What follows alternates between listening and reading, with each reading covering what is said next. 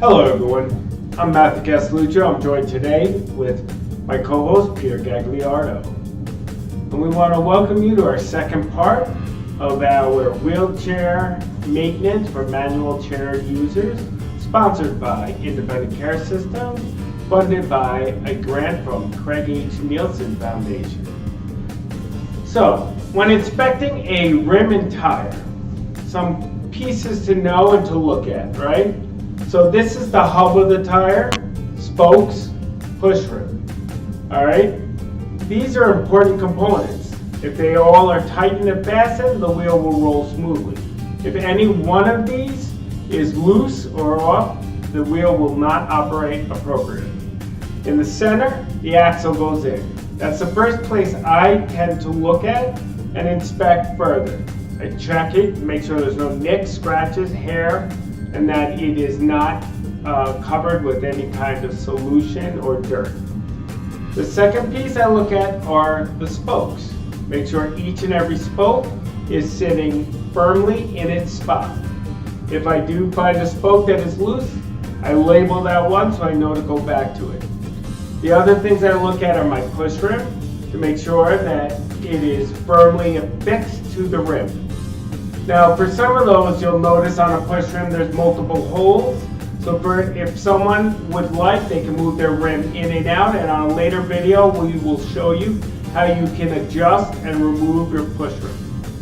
Now the tires, there's different types of tires that you can use on your rim, but all tires, if they're pneumatic tires, will have a label on it which will indicate the appropriate tire pressure. It'll be a range, usually from 80 to 100, 60 to 80. Please mind that pressure because that will indicate to you what to fill the tire to so that it'll operate at its optimal setting. The other things I look at on the tire are the tread wear and other things. Stay tuned for a future video where we will go through in a more in-depth way of changing a tire and replacing a tire. Now Pete, can you go over some of the tools we'll need for that process? Sure. So in front of me are all the basic tools for a tire change.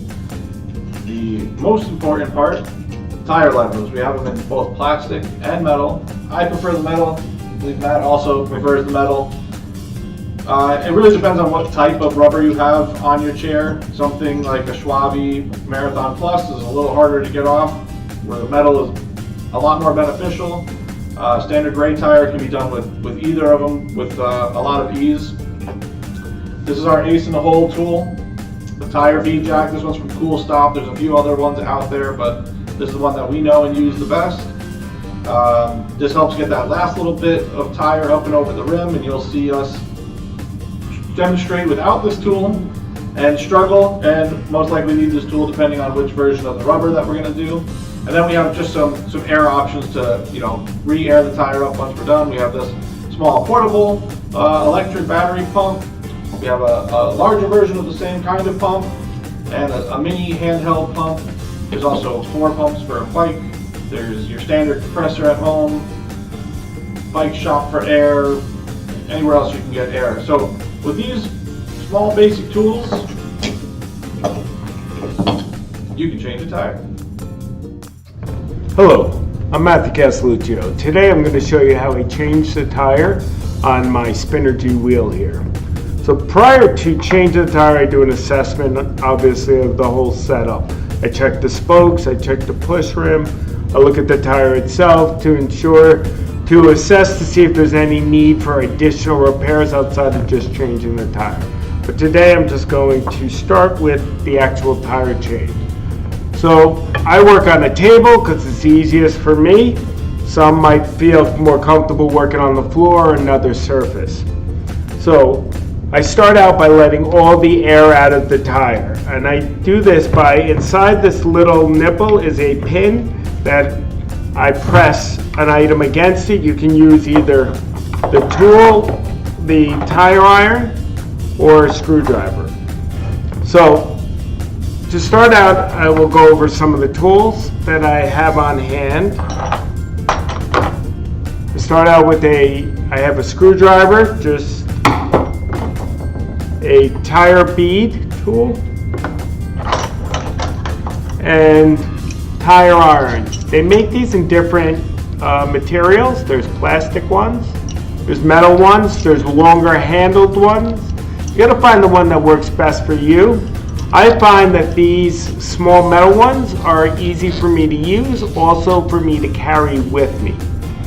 And obviously, the other most important thing is to have a replacement tube on hand, or possibly a tire if you need to swap that out. So, I start with removing the air from the tire. There's a small pin in here that I depress, and that will let out the air.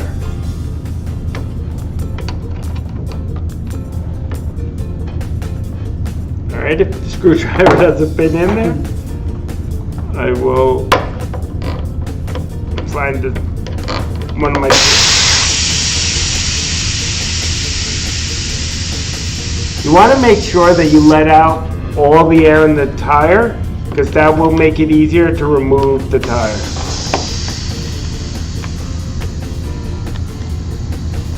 You will hear the tire start to shrink and pull back from the rim. I believe I got most of it out right now. There may be some left in there, but that's okay. I'll get that out at a later. So where I start is I actually start on the opposite side from the nipple and work my way around to that area. So how do I start? So I find an area where I can pinch the tube, which opens up the bead. So the tube sits in a little rim lip. So by opening it up, I insert. Now, you'll notice on the tire iron, the tire iron curves downwards on the end. You want to insert that curve so it's facing inwards and hooking the tire. So what I do, I'm going to bring it back towards me.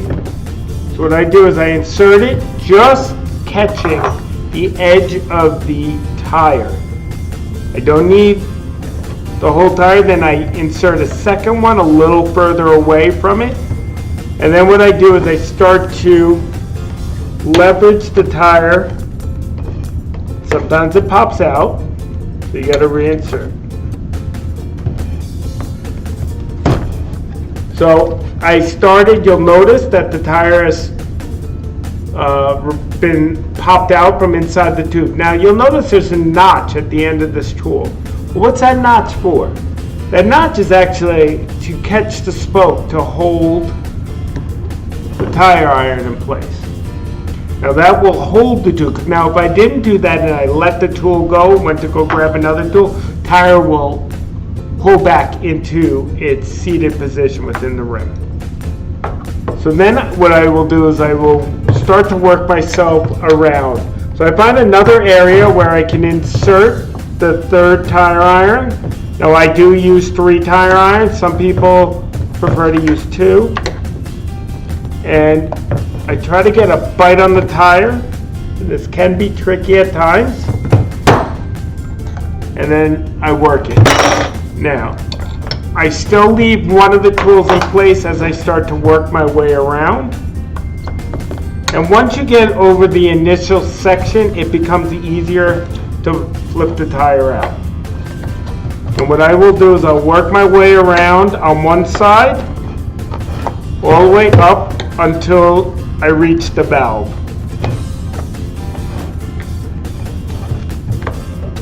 And then I go back to the other side and I start to work that way around. Like I said, the process is made easier the more of the tire you get out.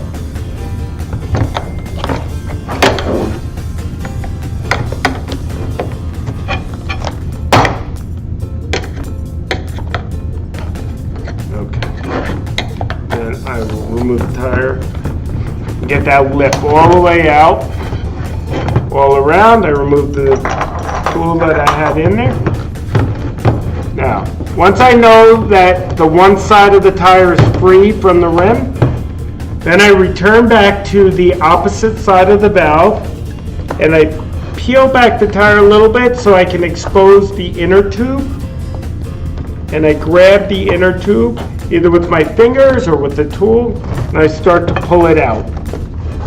Then I work that inner tube around, all the way around, back to the valve. Once I get here, I push down on the tire and I remove the valve. Now sometimes, because of the inner rim tape or the valve, it gets kind of tricky to get it out because it gets kind of stuck in there. Sometimes I'll bring in another tool.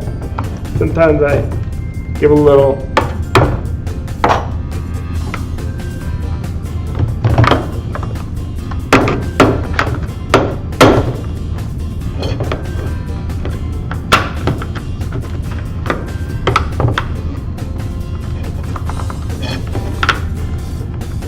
Sometimes I'll use a rubber mallet or something if you have one on hand, just to get it through. Oh, this case, it popped through. Now that I've removed the inner tube, I set that aside for right now. And then I will go back to removing the tire altogether. Now, in removing the tire altogether, you'll see the inner part of the tire is hooked on the rim. What I typically will do is I'll flip the rim over and I will use one of my tire irons to hook the tire, pry it away a little bit. If that doesn't work, I flip it over and I try from the other side. And what I'm trying to do is grab the inner side of the tire and get it up and over the rim.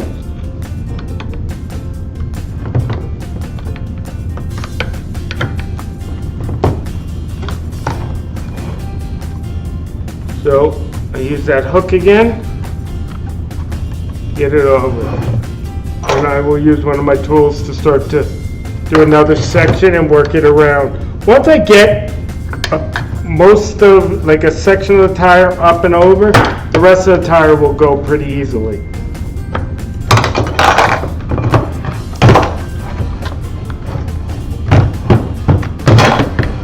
And there you go.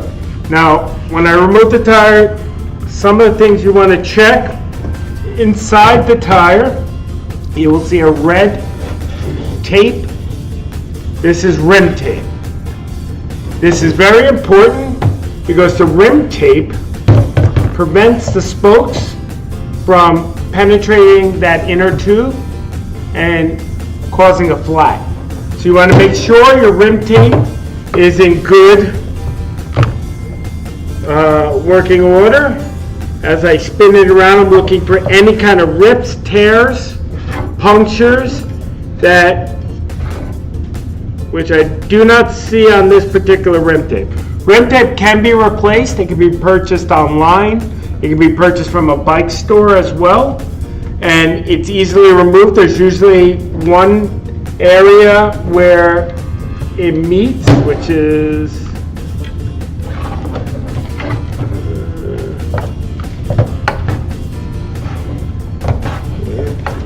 right here, where the valve stem was. If you start to peel that back with your fingernails or even a small screwdriver, it will come off in one whole strip around the rim. Once removed, what I would suggest is assess all your spokes, make sure none of the spokes are poking through, and then you reapply that rim tape. When you reapply the rim tape, wherever it ends, you cut it and seal it. But you also have to make a hole for your valve stem to go through. You can do that with a screwdriver, X-Acto knife to do that. Now, reinstalling the tire is Just as easy. So I start on one side, I hook only the inside part of the rim tire onto the rim, and I start to work that around, right? So I don't want both sides of the tire on. So I start to work it around and hook it in. Some tires are easier. Peter will be showing you later how to do a Schwabe Marathon, which many of you are rolling on. Those are a little more challenging because they do have a wire meshing within the tire itself that makes it a little more challenging. So I've worked it all the way around, but now I'm having a little difficult getting the last piece. Well, what do? Here's one of my tools, and that curved piece, I slide it between the tube and the rim, and I hook the rim, and I give it a little bit of leverage, and it pops right on. Now, reinstalling your inner tube, you start with the valve stem, which I gotta find where the hole is. So you look for where the hole is, and you insert the valve stem through the hole. Get it completely through, or at least as best as you can get it. And then you want to pull the tire up and over that part. Now my tire, it went over easily. Sometimes you got to bring a tool to get it up and over, but you want to be very careful because you can very easily pinch the inner tube, and you may not even notice or think you've caused damage until you get to the end and fill it up. So you just want to be very gentle with the tools, very careful with the tools, and very mindful of the inner tube. So what I start to do is, as I do it in reverse order. So now I've inserted the inner tube stem, and I start to work away from that valve stem around my rim, tucking the inner tube into the tire. Now it's very important to be using the correct inner tube size and tire size for your rim. This particular one is a 24 by 1 tube. So now that I've gotten the tube as best as I can inside the tire, I make sure I double check that I have it tucked in as far in as I can. I start across from the valve stem, and I start to work the tire back. Now, like I said, there's a little lip on every rim. That's what holds the tire onto it. You'll see on the tire there's a small lip. So you want to start to work that underneath that rim. As much as you can with your hands, if you have that capability, it's best because it reduces the risk of pinching that inner tube. So as I'm starting to work it around, there's going to be a certain point I get to that I have to revert to using a tool, but I'm going to do as much as I can manually. And I'm working my way towards that valve stem because that's how. So now I've hit a point where I can't manually do it just because of my hand strength. So now I'm going to have to use a tool. Now, you can use standardized levers to do it, but you have to be very careful.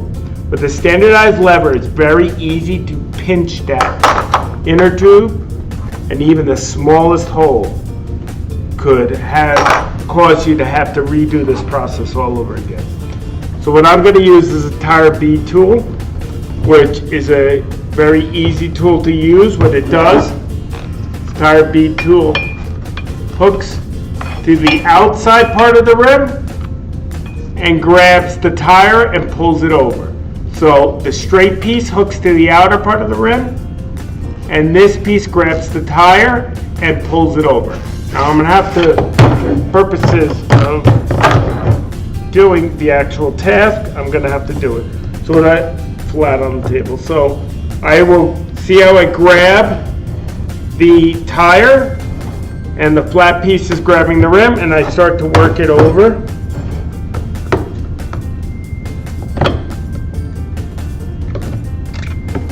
I usually work one side and then work another side till I can kind of get it.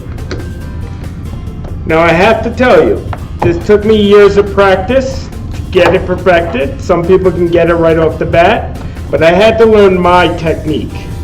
And you know, over the years, I've used many different techniques that have been recommended.